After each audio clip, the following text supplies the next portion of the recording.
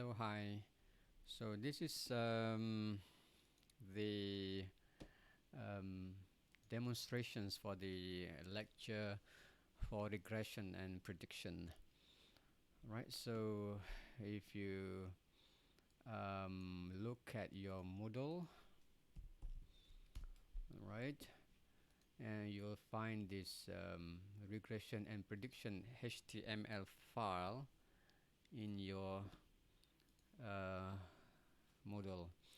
Let's check if it is there.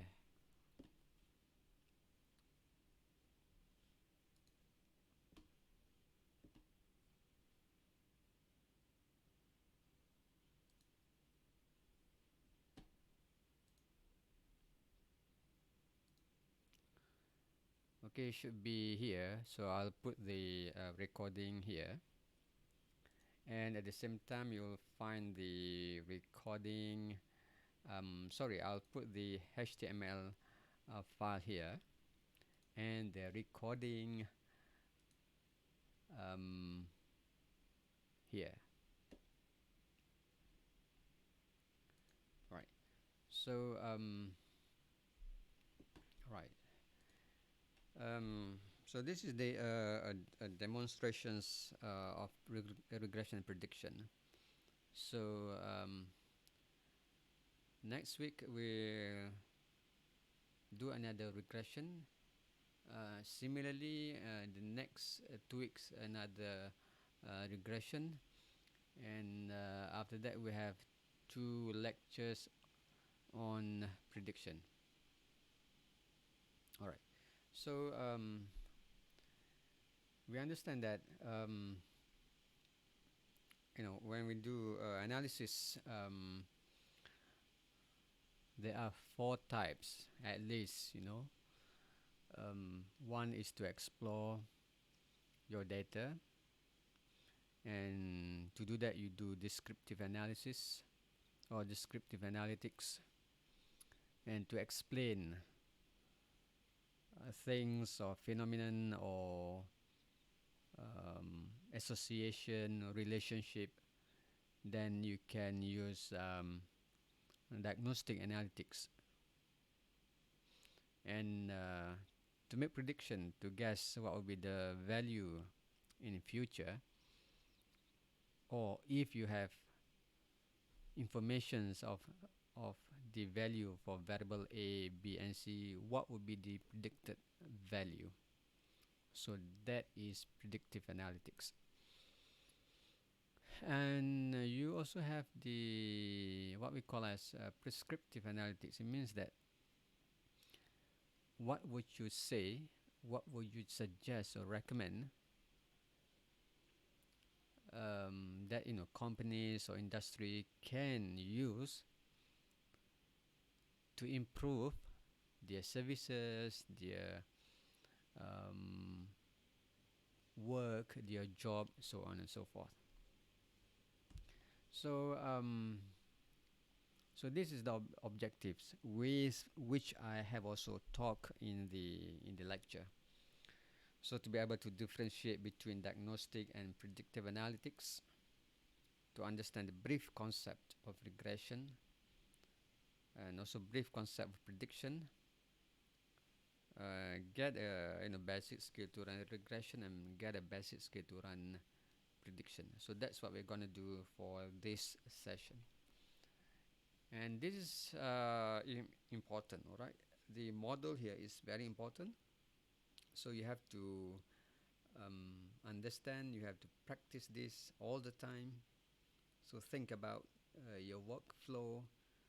It starts off with importing data into your software. Doesn't matter if you work with Tableau later or Power BI or maybe Python. This workflow will be applicable to all those platforms. Then you tidy your data. What we mean by tidy is each row should represent one observation, all right? And each column should represent one variable. And after that, you subject the data to transformation. Okay, we have learned that last week. And do visualization, making plots, making graphics, and then you do model. Okay, you do model. That's what we are learning now. And that forms a cycle. You will not find a good model in one shot. So you'll be, run and run different model, and once you got maybe one good model or maybe a few good model, then you want to communicate. So now let's go to hands-on. Okay, now as always, prepare the environment. Start the RStudio.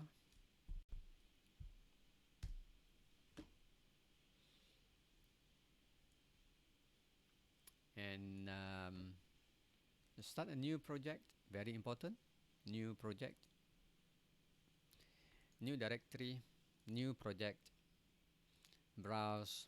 Maybe let's go to document and write a folder name here. So I'm gonna write regression underscore prediction. Very important that you don't put space here. Okay, don't put space here. So you have to fill with something. For example, here underscore. All right, or you can just so very important that there is no space between words in the directory name. Create project.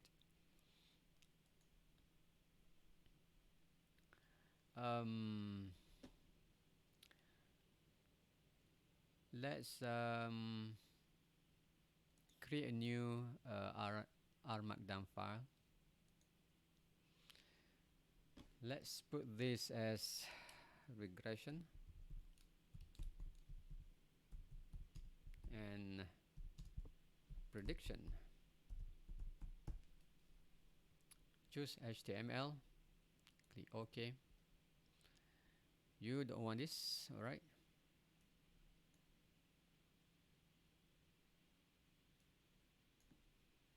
This one is not important for us. And let's load some library. Okay, first we say that load libraries. These are my libraries.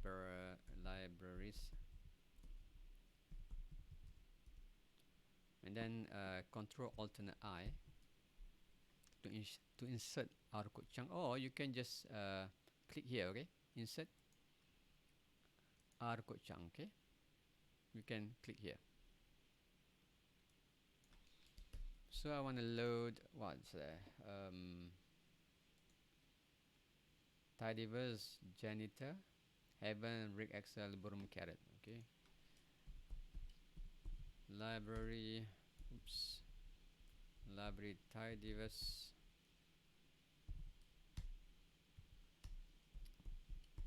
Library janitor. Library heaven. Library broom. What else? Carrot. Okay, carrot.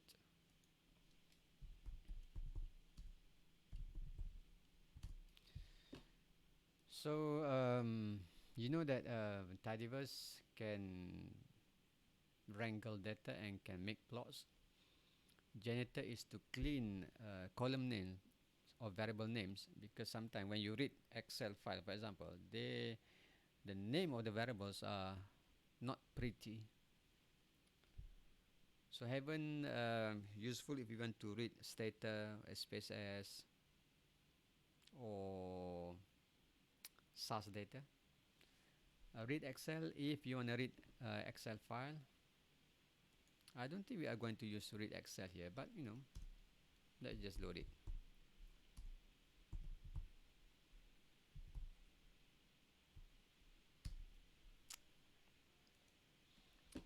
Right, I think one more we should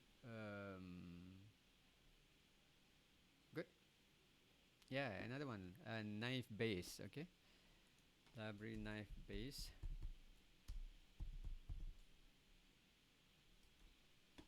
Knife base. Not sure if I've got this. Okay. Oh, see, error library knife base. There is no package called knife base, so it means that I have to install it right. So go to package, install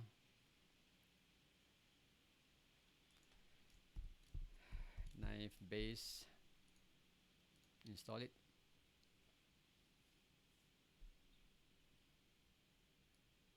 So you can see this. Something happened there. Something happened there. Okay, then run again. All right, good.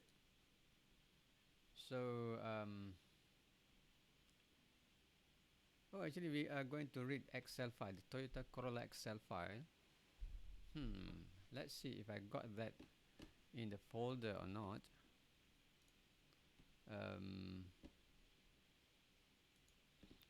Let's see. Data set.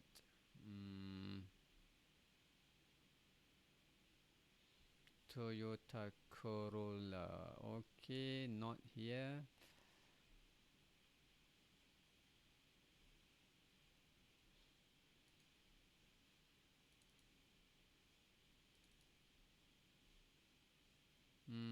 Where is that data set? Huh? Nope.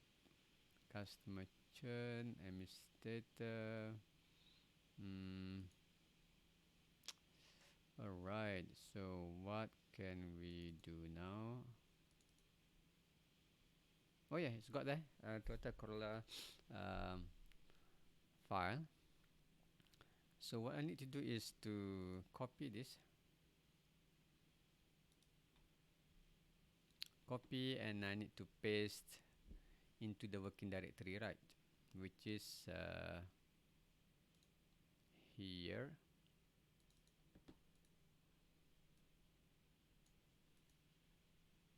Control V. And now you should see Toyota Corolla XLSX right here. So what's next? So we're gonna read this. Control C. I want to save time. So I want to put hashtag there. This is read data. Control alternate I, Control V.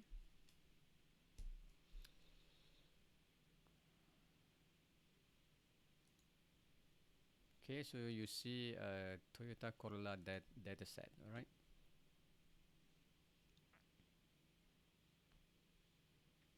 Good.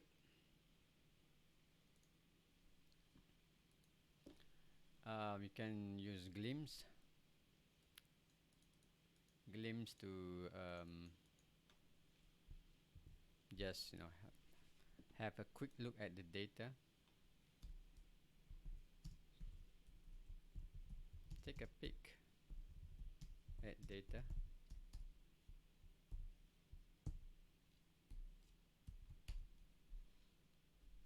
Oh, there is no function glimpse. So what did I miss? I think library broom.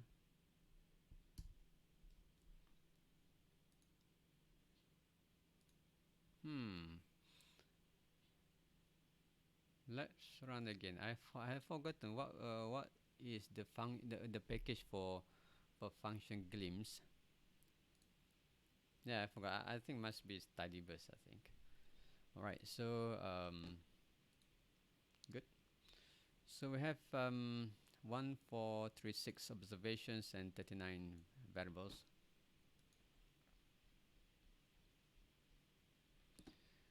Of course, always good to get summary of data.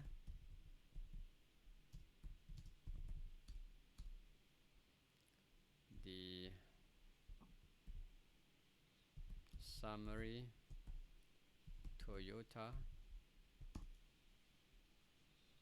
and check if you got something funny or something missing or something strange. It looks alright. Okay.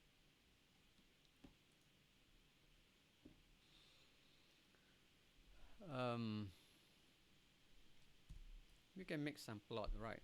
So always, visualize data before you analyze, right? Always do some exploratory data analysis. Do plots, do data summary. Very important before you go straight to modeling. So let's see the price here.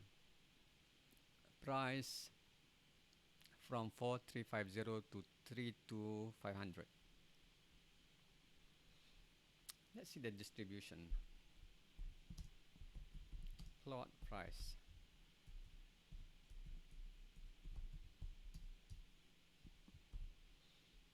ggplot Toyota plus, Toyota AES. X-axis will be price. Alright, and another bracket, and I want to plot geom histogram. Yeah, there is a few cars that were so expensive. What should we do with this car? Should we keep this car or should we remove them from data set? Because they are possibly outliers. Alright, you must think about that.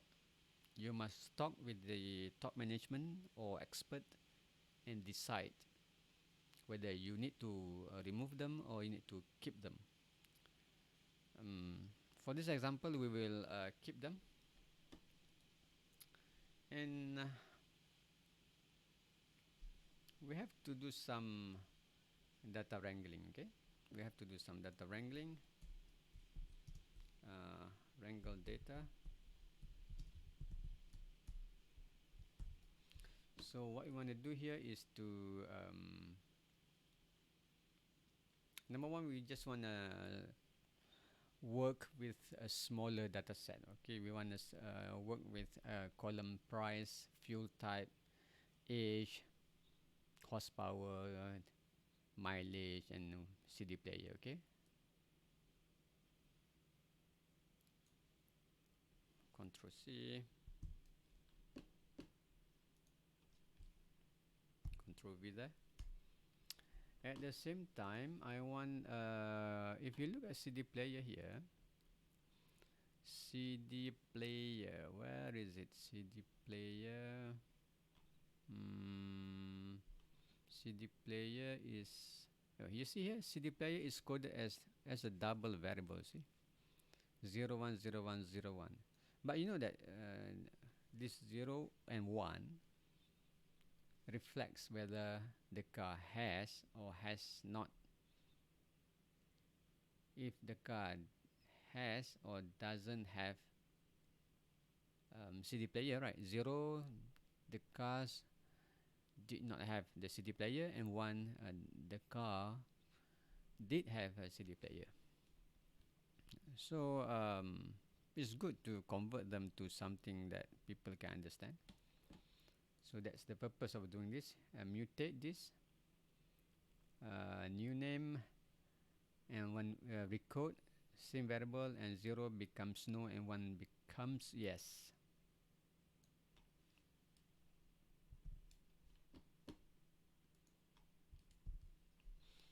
So let's run this. Okay, good. Nothing happens there. Now think about our model. Okay, model is if you are interested to find the relationships of some variables with price. If you want to explain the effect of some variables on the price, so first you must think what would be those factors. Okay, what would be those variables? So in this case, we thought that perhaps some of the variables, for example, fuel type, age of the car, the horsepower, the mileage, and also whether the car has or did not have CD player might also influence the price, right? Okay, so you have to have that thinking concept model, okay? And perhaps there is no right model. If you ask 10 people, each one of them will have his or her own model, okay? So you might end up with 10 different models, okay? So and how, on what basis should we come up with this model? Of course, one of the ways is to base on your expertise. Second is based on published reports, published literature. So from this, from your intuition, your expertise, from published literature, published report, then you can come out with a model, okay, to explain what things or how things are related with the outcome. In this case, price of the car. So there is a function called LM. Stands for linear model. Okay, so we can run this.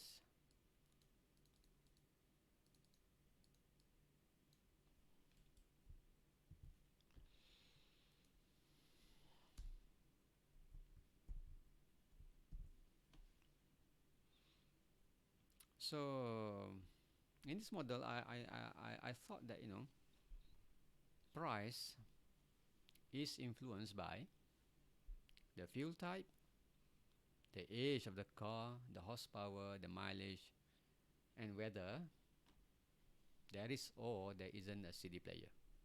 Okay, and then you should put which data is data equal Toyota. Run this. Then what you have is a summary. Okay, you can type summary to look at the results of the model. Summary lm dot Toyota. You can give whatever name here, okay? You can give whatever name here, doesn't matter. But this one, where you write summary, summary must use the same thing with here, okay?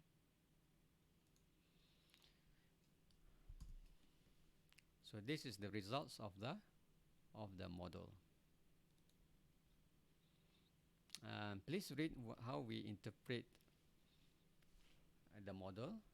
So the estimate is the regression coefficient, okay?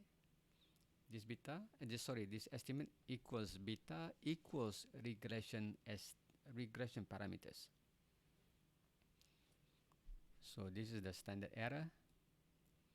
This is the t-value.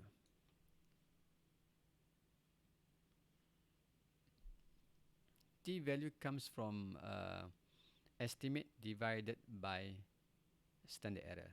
Okay, this divided by this, you get t-value.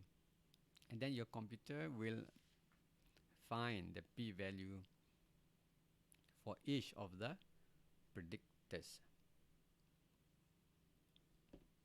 Okay. So this is in scientific notation. So plus 04, it means that 1.282 times 10 to the power of 4. So you have to move 4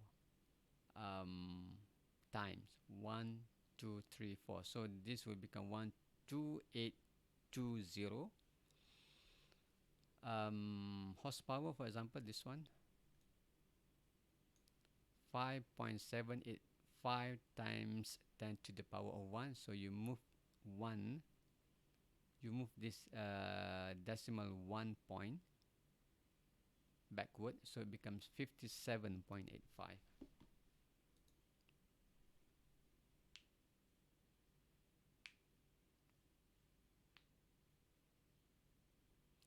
Okay.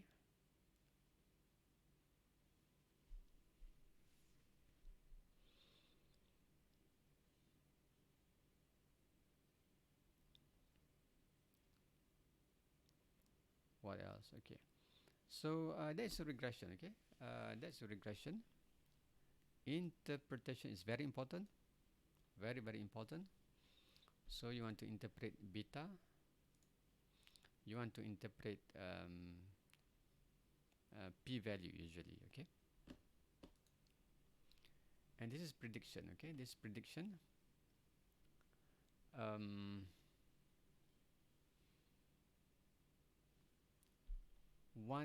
We are going to demonstrate one short demonstration about the knife based classification. So this is a very simple prediction modeling. Okay. So data is in binary.csv. Let me check if we got that.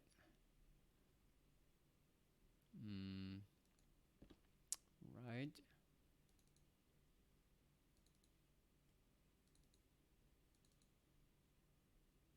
I don't have binary data, but it's alright. I will upload this data set to Moodle very, very soon. All we have here. Yes, we have here. Okay, we have here. All right. So copy and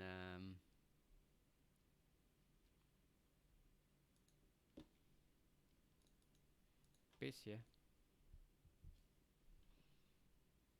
You see another one data set there.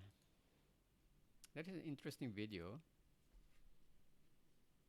about this, and this is where I got the I think it is a useful video to show a very introductory concept to knife based classifications. Of course, like I've told you, there are many types of predictive analytics or predictive modeling. Okay, this is one example. There are hundreds more. So let's read this data. This data is in CSV format. So we are going to use read underscore CSV. Okay. So this is for prediction. Okay. And I want to make a second heading. I want to write as read data. Okay. And I use clean names to to make sure that the variable names becomes okay. So I think this is a data set that examine what would be the probability of someone getting admitted into a university. And there are three predictors. One is GRE, GPA, and rank.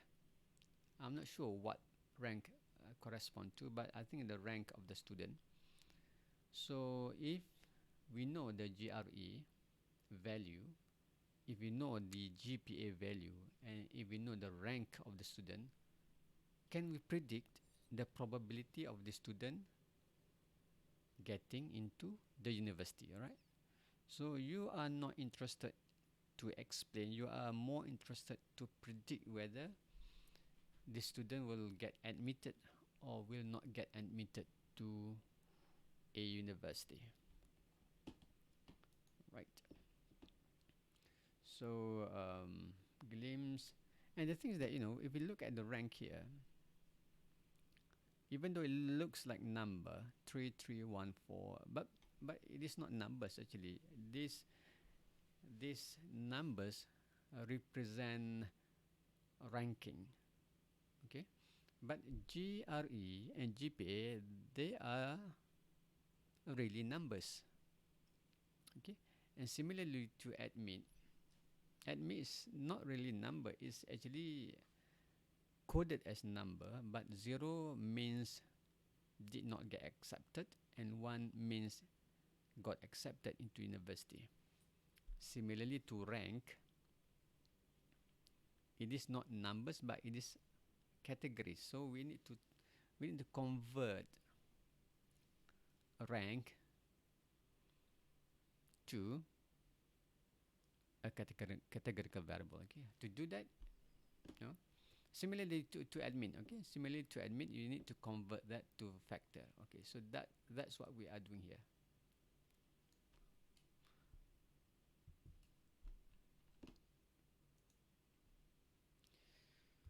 So this is data wrangling.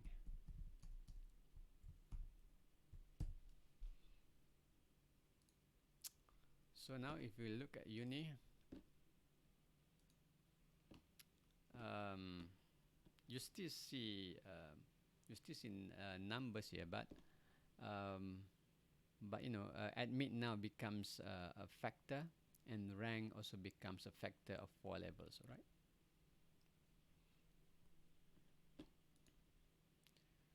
So you need to split data. If you do prediction or predictive modeling or predictive algorithm or predictive analytics, you typically split data into 2 components. One is the train set, and the other one is the test set.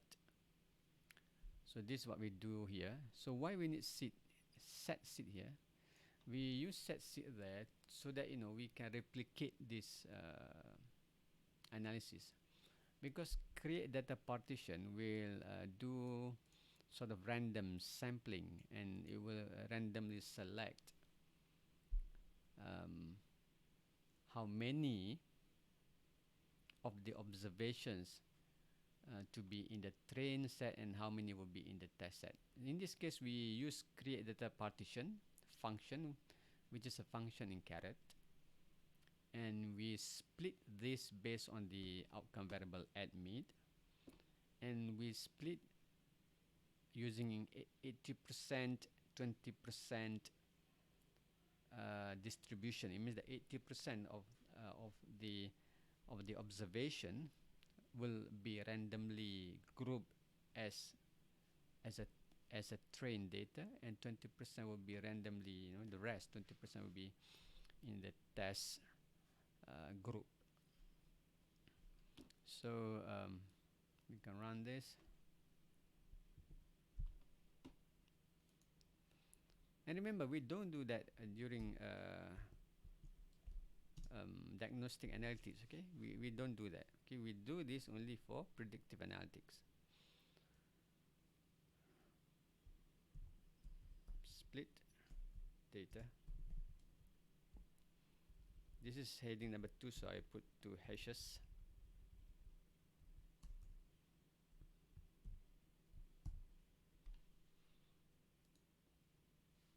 Okay, and then we run an algorithm for naive Bayes. Not difficult. The functions is naive Bayes. This is the outcome variable, and there is tilde there, and there is dot. Dot means that every predictors will be selected. Okay, how many predictors do we have just now? We have 1, 2, 3. So we don't have to type GRE plus GPA plus rank. We just put dot there. So it means that everything except for admit, which is the outcome variable, will be selected or included as predictors in the model. Data we first for for for this time we use training data, okay, and use kernel T. Sometimes it's very difficult to understand what people are putting as parameter in predictive modeling. So it's normal not to perhaps not to really 100% sure what the parameters that should be set when running what predictive analytics. So run base classification.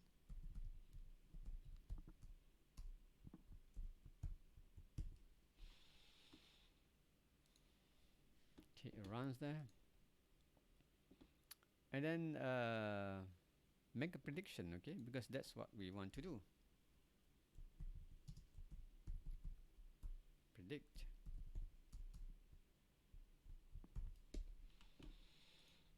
So we predict and we name the object as P. So we predict this thing, right? NB, which is a product of naive-Bayes algorithm. So this algorithm will produce NB class. You can put whatever name you want here, right? And from this we predict the value of the outcome. So predict using this model, and what you want to predict, the trained data, and the type is probability, okay.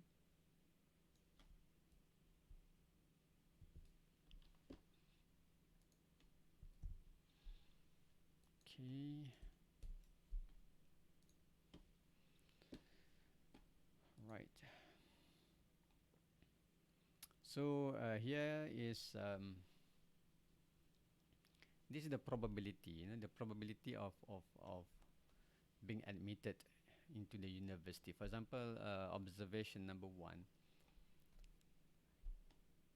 The observed data says that he or she got admitted. He or she got admitted into university. But for someone who have not yet applied to the university, what will be the probability he will be get admitted into university? You don't know, right? So based on this model, based on this predictive model, we know that the first observations has had GRE score of 800, GPA of 4, and he's in the first rank. So in future, or somebody in future who's got the same GRE score, same GPA score, and same ranking, the probability of that guy will be admitted would be 76.7%. So the probability of that guy would not get admitted is 1 minus 76.7%,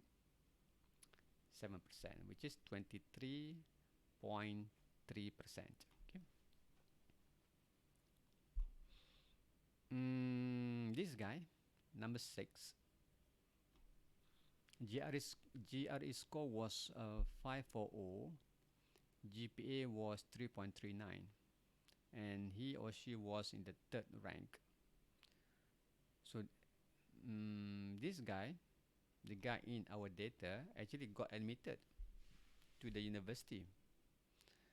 But for someone who has got similar GRE score, similar GPA score, similar rank, but has not applied to university or is going to apply to university, what would be the chance or the probability that this candidate will get admitted?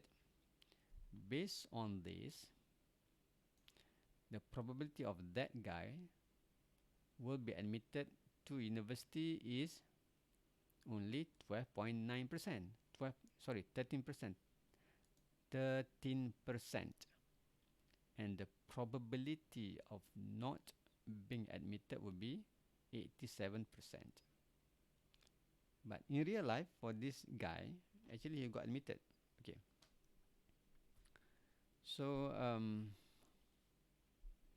and then what we do here is to calculate, okay, calculate the performance, because a good performance model will be able to predict well. If the model cannot predict well, then the performance of the model is not good. So if you are running, for example, a business, and you want to predict whether your customer buy this or buy that, or buy this or buy that, and assuming there is a system that can do that, that can classify that, you know, this person will buy this, this person will buy that, you are interested to see how good the machine, or how good the software, or how good the system in predicting the real purchase, right? So to do that, you know, you have to ask maybe from the seller that, okay, you are selling me this software or this AI machine, for example, can you tell me how good does it perform? Okay, how good does it perform? So you know, if you know the performance is high, then you know it might be worth buying the artificial intelligence machine, or you know, predictive modeling machine. If the performance is lousy, then you might not want to buy the system, right? So what we do here is what we call as a confusion matrix. Okay, a confusion matrix. So you predict the model, the predictive model, based on the training data, and you do this function of table, and you run a little bit of code here, which is actually a math equation. From this, you see that, you know, the there was 28% of misclassification. Okay, if the performance is perfect, then you see that there won't be any numbers here or here. The numbers will be here and here. Okay, in that case, this will be 0%. Okay, this, you know, 28% means that, you know, there are 28 out of 100 chance that you make a wrong prediction. Okay, so for example, this 1 here and 0 there. So this in real life scenario, there were 24 can applicants were not who were not admitted into university, but actually your model predict this 24 as, you know, successfully got admitted into university. Similarly, there was 66 who were really got admitted into the university, but based on your model say these 66 applicants will not be admitted to the university. So there is discrepancy between the observed and the predicted value, right? Okay, so this is what we call as concordant. This one and this one, concordant cells, and this one and this one are discordant cells. The bigger the discordant cells, the bigger the misclassification. And then we did another prediction. This time we predict the performance of the model on the test data, okay, on the test data, this one. So if you remember, we split data into training and test set. From 100% size of data, 80% will be randomly selected as training data and 20% will be selected as the test data. If you look here, you run another another confusion matrix, okay, confusion matrix, and you found that the misclassification were at 35.4%. Okay, 35.4%. Usually, or most of the time, there will be bigger error when you assess the test data. Okay, when you assess the test data, you'll find bigger misclassification. So that's how you can assess the performance of prediction. You might want to add other variables into this. For example, right? Can I add more things here? Can I add, the sex of the applicants? Can I add the EQ of the participant? Can I add IQ of the participant and see if I know the EQ, I know the IQ, I know the gender, I know the GRE, GPA and rank, then I can predict better if she or he will get admitted to the university, right? So the choice of predictors again will depend on you. So this so it means that you should be someone that is knowledgeable about the subject, and secondly, you may want to look at other published studies to identify what are other variables that you could put as the predictors. All right, so try give it a shot. I also make some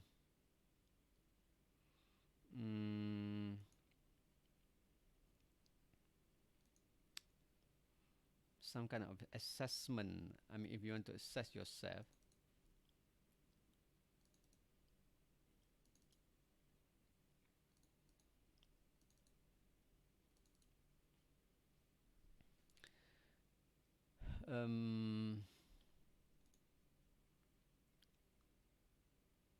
for example, you are given 2 tasks by the top management, right? And your first task is to understand the behaviors that are related with people who default the loan payment. The second task is to predict the amount of loan on average the client would default their loan, okay? So task number 1, is it diagnostic or is it predictive? Task number 2, is it diagnostic or predictive? So think of the variables of predictors for each task. Think of the workflow you will do for each task, right? And think about the process of that data acquisition to presentation for each task. Okay. Self-assessment number 2, could you choose any 2 data sets so that you can do one to perform diagnostic analytics and another one to do predictive analytics. And please ensure that you have a workflow plan and processes for the analysis. Make sure you'll be able to write the results, okay? Because software can, give you lots of results, okay? But you have to be selective. Choose the one that are important for you to interpret and to show to interested party. Very important to interpret the results, okay? For diagnostic analytics, if you run regression, how would you interpret the estimates or the beta regression? How would you interpret p-value? And maybe how will you interpret 95% confidence intervals, okay? Also identify the challenges of performing diagnostic and predictive analytics in real business scenarios, okay? So this self-assessment consists of, like 50% theory and 50% of coding. So again, like I have always stressed, don't just do coding, okay? You have also need to understand the rationale, the justification, the interpretation of the coding. But in this modern world, it is not enough to just understand the workflow of data analytics, to understand the principles of data analytics. You also need to understand some coding, okay, or get skills in coding. So yeah, have a go at these self-assessments, two self-assessments, so that maybe we can discuss on during our Zoom session what you have done and any difficulties you have faced. All right, thank you.